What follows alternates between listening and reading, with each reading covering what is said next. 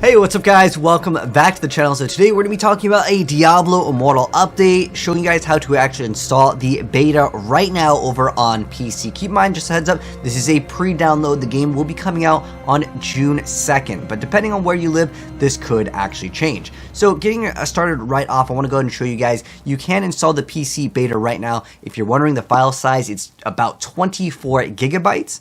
And on top of that, there's different global release times just depending on where you live. So starting right off, if you guys do want to download the game, I'll have all these down below in the pinned comment, as well as other Diablo Immortal videos in case you guys want to get kind of ready and prepped for, of course, the game. You just need the Battle.net app if you guys want to go ahead and download it. And then on top of that, let's go ahead and go over the global launch schedule, because this is quite important. So most of you guys are probably going to be living in the US, but I'll go over other time zones as well. So this is all going to be happening June 2nd, with some exceptions, and I'll go over that in a moment. So 10 a.m. is when it's going to be happening for people on West Coast. If you're on East Coast, it's at 1 p.m. And then you can see Santos is 2 p.m. With London, we got 6 p.m. And then this is again on June 2nd. Now for June 3rd, that can be in Seoul. That's 2 a.m. And Sydney for Australia, that's actually going to be 3 a.m. All right, so now that we have the time zones out of the way, and there is going to be another change for some Asia Pacific regions, that's going to be happening on June 22nd. So basically 20 days later, that's going to be for Hong Kong, Indonesia, Macau, Malaysia, and the Philippines, Singapore, and Taiwan, and Thailand. So that's going to be those release dates, okay? So next up, I do want to go over some other important things. There is going to be cross progression play, meaning that you can take your character from, like, let's say mobile and play it on PC, and that will carry over. And just as a heads up, PC is technically in beta, but everything that you do in there, if you make any microtransaction purchases, that will also carry over when the game is like official on PC. I guess they're calling it beta just in case there's any like bugs or, you know, things that they need to address. So there will be cross-enable progression play for that. Now on top of that, a lot of people are wondering what controllers can you actually use to play Diablo Immortal, because they're going to actually support like a WASD movement system in addition to being able to play with some controllers. So for Windows, here are the controllers available. I'm just going to highlight the ones that are kind of more important. So you can use the Xbox One controller. You're also able to use the DualShock 3 and 4. So that's a PS3 and PS4 controller, and the PS5 controller. You can also use the Nintendo Switch Joy-Cons, which is actually pretty cool.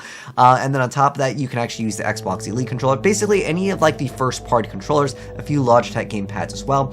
And then if you want to use it via Bluetooth, there's some available as well over here. Pretty much most of the stuff, again, that is like mainstream. On iOS, you can use all of these devices. Again, pretty much all of the main ones. This was a question I had seen quite a few different times asking me, because I actually played the game on PC. I played it on well, I used a special application to play it on PC, but basically I played it on phone, played it on PC, and I also played it with a controller. And I was, at the time, using a PS4 controller. But as far as the Android devices, what can you use? Again, pretty much everything that you would expect.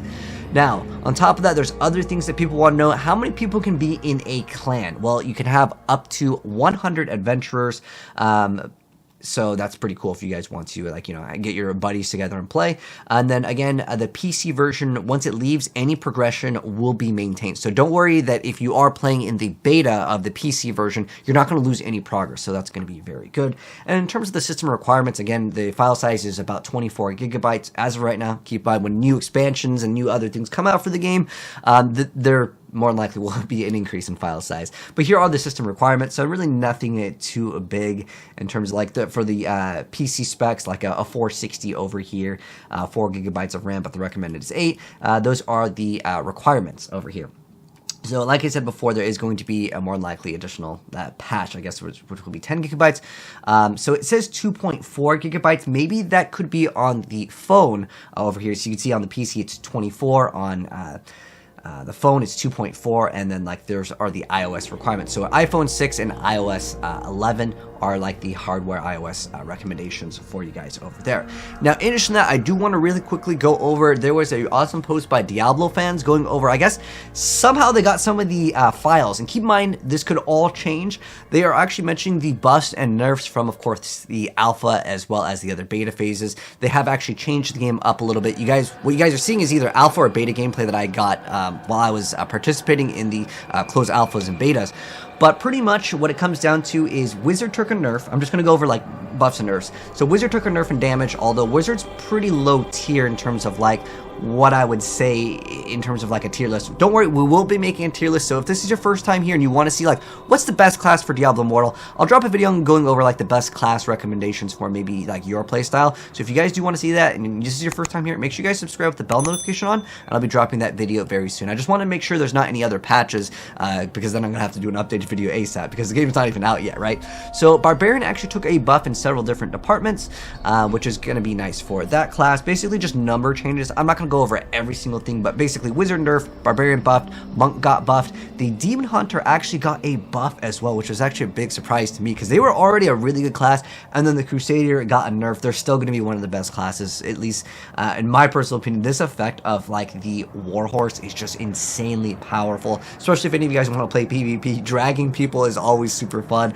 on the horse. So that's going to be an update and for the classes. Now, if you guys are wondering like what are the classes available in the game, what is the character customization looking like, I have a video that actually goes over this. Keep in mind this is all like alpha gameplay, so things probably will be added. There's going to be a lot more. If you're wondering what classes are available in the game at launch, and the reason why I say at launch is there are technically other classes in the game that are NPCs, and there is some lore behind it, but I won't go too much in detail with that. But basically, in terms of the classes, there is the Wizard, there is the Monk, there is the Demon Hunter, there is the Crusader, and the Necromancer. So those are the classes that we have available for us. You guys can see all the classes over here. So yeah, Warrior, we have Warrior, Wizard, Demon Hunter, we have Monk, Crusader, and Necromancer. So all those classes are available at launch.